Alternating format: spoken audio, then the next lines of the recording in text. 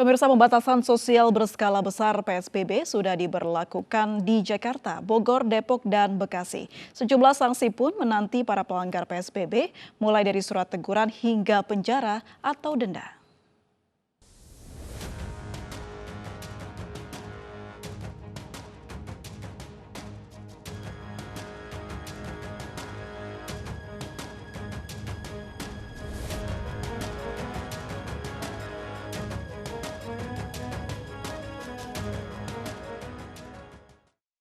Baik, pemirsa, hari ke-6 pemberlakuan PSBB di Jakarta terus dilakukan dengan melakukan checkpoint di sejumlah lokasi. Selain di Jakarta, wilayah penunjang juga mulai memberikan sosialisasi untuk memastikan agar PSBB berjalan sesuai peraturan, sanksi denda pun diberlakukan. Dan untuk membahas hal tersebut telah bergabung bersama kami ada Ketua Federasi Buruh Lintas Pabrik Jumisi, kemudian ada Kapolres Depok Kombes Pol Aziz Andriansah. Selamat malam. Selamat malam. Mbak Jumisi, Ya, apa tanggapan Anda Mbak mengenai pemberlakuan PSBB yang sudah diberlakukan ke 10 kabupaten kota ini? posisi kami sebetulnya mendukung adanya PSBB ini karena ya kita bersepakat untuk memutus rantai penyebaran COVID ini ya. Jadi sebetulnya kalau kami posisinya sebagai serikat buruh, kita juga ingin situasi ini cepat berlalu. Jadi korbannya harus semakin lama semakin melambat, jangan cepat bertambah gitu, melambat, berkurang, lama-lama biar habis gitu kan. Dan kita bisa kembali dalam situasi normal. Cuman hari ini juga saya mendapat informasi ada beberapa perusahaan yang didatangi oleh pihak TNI dan kepolisian datang ke pabrik-pabrik supaya meliburkan buruhnya. Nah, saya ingin berkomentar terkait dengan hal itu adalah bagaimana jika pengusaha meliburkan buruh tetapi tidak diupah secara penuh gitu. Jadi maksudnya PSBB juga harus diimbangi dengan bagaimana rakyat mendapatkan haknya. Saya pikir itu. Baik. Tidak ada kompensasi yang mungkin diketahui dari informasi rekan buruh tersebut, Mbak? Sudah ada beberapa perusahaan yang meliburkan dari hari Senin lalu ya, dari tanggal 13, tetapi juga variatif kebijakan perusahaan. Ada yang tidak diupah sama sekali, ada yang diupah sebagian, ada yang diupah penuh. Tetapi mayoritas itu tidak diupah secara penuh gitu. Nah, ini yang membuat situasinya jadi tidak sesuai dengan harapan. Kalau harapan kami adalah bagaimana PSBB ini diimbangi dengan hak-hak yang mesti diterima oleh rakyat, terutama buruh yang saat ini menjadi bidang saya untuk diadvokasi. Baik. Minggu yang lalu kami melakukan advokasi terhadap anggota kami di PT Amos Indah Indonesia. Ini ada 800 buruh yang dirumahkan dan tidak diupah gitu. Jadi kami juga berharap pemerintah memperhatikan sampai hal-hal detail seperti itu. Pihak Dinas Tenaga Kerja juga sudah turun ke lapangan gitu, tetapi saya lihat masih sebagai pemantau. Jadi bukan menjembatani kepentingan buruh dan pengusaha supaya dua kepentingan ketemu gitu, tetapi hanya sebagai pemantau. Jadi maksud kami adalah bagaimana itu bisa mengintervensi ya supaya hak-hak buruh itu juga didapat. Baik, Mbak Jumisi mengenai rekan buruh yang masih bekerja begitu, tapi mengingat adanya PSBB pasti terbatas untuk segi transportasi. Adakah keluhan-keluhan yang sudah disampaikan, Mbak Jumisi? Ya, tentu saja, karena kan transportasi jadi berkurang gitu, dan perusahaan belum menerapkan PSBB, jadinya itu juga menyulitkan terkait dengan transportasi gitu. Memang sebagian besar buruh itu tempat tinggalnya di sekitar kawasan industri, tetapi kan juga ada yang tempat tinggalnya jauh dan perusahaan belum menerapkan PSBB, artinya mereka tetap harus datang ke pabrik dengan transportasi yang ada. Yang punya motor tentu saja bisa naik motor, tapi yang tidak punya motor kan membutuhkan transportasi umum. Itu juga harus diperhatikan oleh pemerintah. Baik, Mbak Jumisi, penerapan PSBB ini selain tadi transportasi dan juga upah, apalagi mungkin poin-poin yang bisa disampaikan begitu mengenai keluhan dari kaum buruh?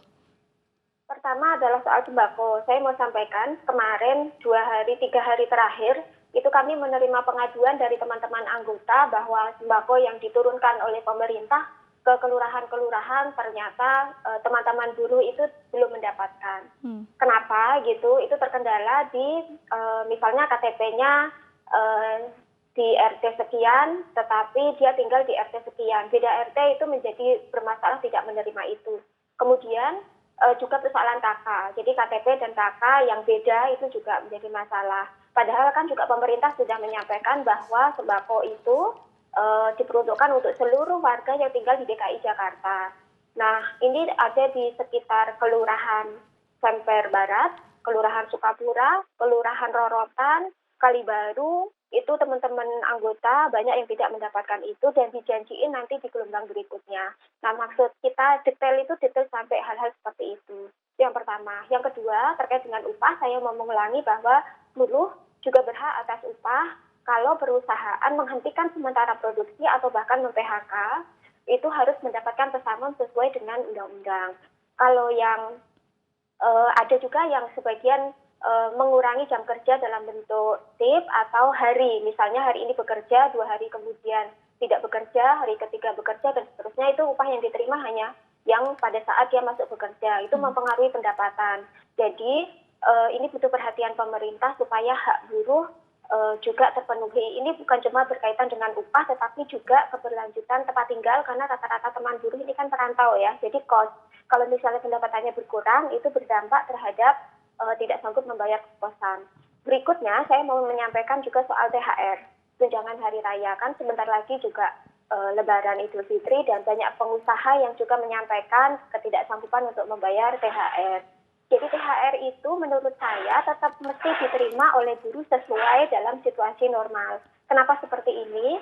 Karena sebenarnya kalau mau jujur, pengusaha itu kan sudah menumpuk keuntungan dari berproduksi selama bertahun-tahun. Ada perusahaan yang sudah berdiri 10 tahun, 20 tahun, 30 tahun gitu. Jadi dalam situasi seperti ini, pemerintah menggelontorkan anggaran, memperhatikan supaya industri tidak kolaps dengan memberikan kompensasi berupa pajak atau pembayaran kredit dan seterusnya. Saya pikir menjadi fair apabila buruh juga menerima haknya. Jadi THR jangan dikutak-atik, jadi selayaknya untuk dibayarkan. Nah, terkait itu juga saya mau menyampaikan bahwa kami sebagai serikat buruh itu sangat terbuka untuk mendiskusikan hal ini. Jadi kita juga tahu bahwa ini situasinya sulit untuk buruh, untuk rakyat secara keseluruhan, untuk dunia usaha. Jadi kita mengedepankan bagaimana kepentingan kita sebagai buruh, sebagai serikat buruh, ketemu dengan kepentingan pengusaha, ayo duduk bareng, kita rembukan, dan kita putuskan sama-sama supaya enak. Jadi saya menghimbau kepada para pengusaha yang mengambil keputusan sepihak, tiba-tiba meliburkan, tanggal sekian masuk, tanpa diupah, menurut saya itu kami tidak dihargai sebagai buruh dan serikat buruh. Baik, Mbak Jumisi, kalau melihat apa yang dikeluhkan kaum buruh ini, banyak sekali akhirnya yang dirumahkan, setelah itu terkendala karena upah begitu, dan otomatis akan beralih ke mencari pekerjaan lain. Sementara banyak pelanggaran atau mungkin aturan yang ditetapkan di mana jika beraktivitas akan dikenakan denda mencapai 100 juta. Respon Mbak Jumisi seperti apa? Ya, itu memberatkan. Jadi jangan memperlakukan buruh dengan diskriminasi. Pada saat awal, kami juga bersetuju bahwa social distance itu memang harus diterapkan, terutama untuk seluruh rakyat ya. Kami dari awal menyampaikan kami didiskriminasi karena kami ini wilayah kerjanya kan ada di industri padat karya, yang pengusaha betul-betul tidak mau, pengusaha tidak meliburkan atau mengurangi atau stop sementara sampai situasi COVID ini berlalu gitu. Nah, dengan alat pelindung diri yang seadanya, ini berpotensi untuk jadinya tidak berdampak baik terhadap apa yang sudah disuarakan oleh pemerintah untuk memutus rantai penyebaran COVID gitu. Jadi saya pikir kalau misalnya ada sanksi-sanksi seperti itu harus fair dengan situasi real yang terjadi di lapangan. Kita sebagai rakyat, kita masih butuh untuk tetap hidup, artinya kita masih butuh tetap upah, supaya tetap didapat gitu, dan kita butuh supaya ada keberlanjutan kerja. Ini kan juga ancaman PHK massal itu di depan mata gitu. Jadi dua hal, kami butuh tetap keberlanjutan hidup dalam bentuk upah terkait dengan isian perut, dan kita tetap butuh keberlanjutan kerja. Baik, mengenai bagaimana fasilitas kesehatan yang mungkin diberikan oleh perusahaan, apakah sudah ada laporan Mbak mengenai ini? Ya, rata-rata buruh itu dengan alat pelindung diri yang seadanya gitu. Jadi memang beberapa perusahaan menyediakan hand sanitizer, kemudian alat pengukur suhu, dicek suhu badan gitu. Masker teman-teman buat sendiri karena rata-rata teman-teman bekerja di garment ada sisa-sisa bahan dibuat gitu. Jadi masker yang sehari pakai gitu itu diproduksi sendiri dan dipakai secara bersama oleh teman-teman gitu. Nah, saya mau menyampaikan bahwa sebetulnya kalau di pabrik itu jarak kerja itu kan dia tidak ada 1 meter ya. Jadi kalau di garment misalnya di mesin jahit itu jaraknya nggak ada 1 meter karena dia berderet. Berderet itu maksudnya mesin jahit satu, ada buruh satu, mesin jahit lagi, ada buruhnya, mesin jahit. Itu kita menyebutnya line atau bagian. Nah jaraknya itu tidak ada 1 meter gitu. Berarti Nah, penerapan itu yang PSBB kemudian, ini belum dilakukan ya? betul. Jadi itu yang kita minta keseriusan untuk betul-betul sampai hal-hal detail seperti ini. Jadi PSBB-nya iya, perlindungan terhadap keberlanjutan kehidupan buruh dan keberlanjutan kerja juga mesti diperhatikan secara detail. Baik, kita bahas mengenai para buruh yang dirumahkan dan juga ada yang upahnya kurang begitu untuk memenuhi kebutuhan sehari-hari. Apa yang dilakukan untuk kebersamaan dari Federasi Buruh Lintas Pabrik ini? Kami sejak ada COVID ini, kami membuat kepanitiaan tanggap COVID secara internal FBLP ya. Jadi ada kepanitiaan untuk memproduksi masker dan hand sanitizer. Di sekretariat kami setiap hari kami memproduksi itu dan kami mendistribusikan kepada siapa saja yang membutuhkan. Hand sanitizer juga kami buat secara swadaya dengan panduan yang ada gitu. Terus kami juga menerima sumbangan dalam bentuk logistik maupun dana untuk kita distribusikan. Seperti yang tadi di awal saya ceritakan, ada 800 buruh PT Amos Indah Indonesia yang saat ini dirumahkan tidak menerima upah. Jadi seberapapun yang kami dapat kemarin kami sudah distribusi tapi belum merata.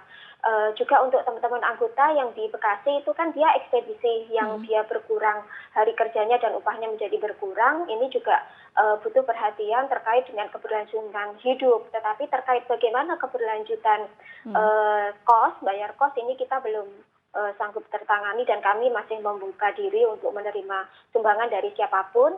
Kami berterima kasih kepada teman-teman aktivis perempuan juga NGO yang sudah memberikan dukungan dalam bentuk dana dan dalam bentuk logistik. Beberapa wartawan juga sudah memberikan sumbangan logistik, itu kami berterima kasih dan sudah langsung kami distribusikan kepada warga di sekitar sekretariat. Juga berterima kasih kepada KPA, Konsorsium Pembaruan Agraria yang kemarin sempat mendistribusikan hasil tani dari desa dibawa ke Jakarta gitu.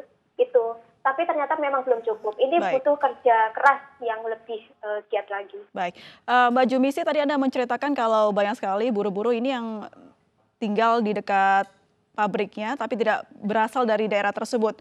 Kalau misalnya upahnya berkurang, otomatis ada keinginan dari mereka untuk kembali ke kampung halamannya. Sementara hal ini tidak diperbolehkan. Apa upaya dari Federasi Buruh Lintas Pabrik untuk menyuarakan agar tidak usah kembali ke kampung halaman? Ya kami memintanya kepada pemerintah ya. Artinya gini, pada saat kita yang saat ini tinggal di Jakarta tidak boleh keluar Jakarta, tidak boleh pulang kampung, perlindungan terhadap kami yang tinggal di Jakarta harus maksimal gitu. Memang ini juga butuh pemahaman ya. Jadi pendekatan yang harus dilakukan oleh pemerintah adalah pendekatan kesehatan. Bagaimana supaya kita betul-betul serius memutus penyebaran COVID ini gitu. Dan kalau penyadaran itu diterima oleh masyarakat, diterima oleh teman-teman buruh, saya pikir buruh juga tidak terlalu keberatan untuk tidak pulang kampung. Nah, masalahnya adalah hal-hal detail yang tadi saya sampaikan itu belum dilakukan oleh pemerintah gitu. Baik. Terima kasih Mbak Jumisi sudah bergabung bersama kami di Special Report.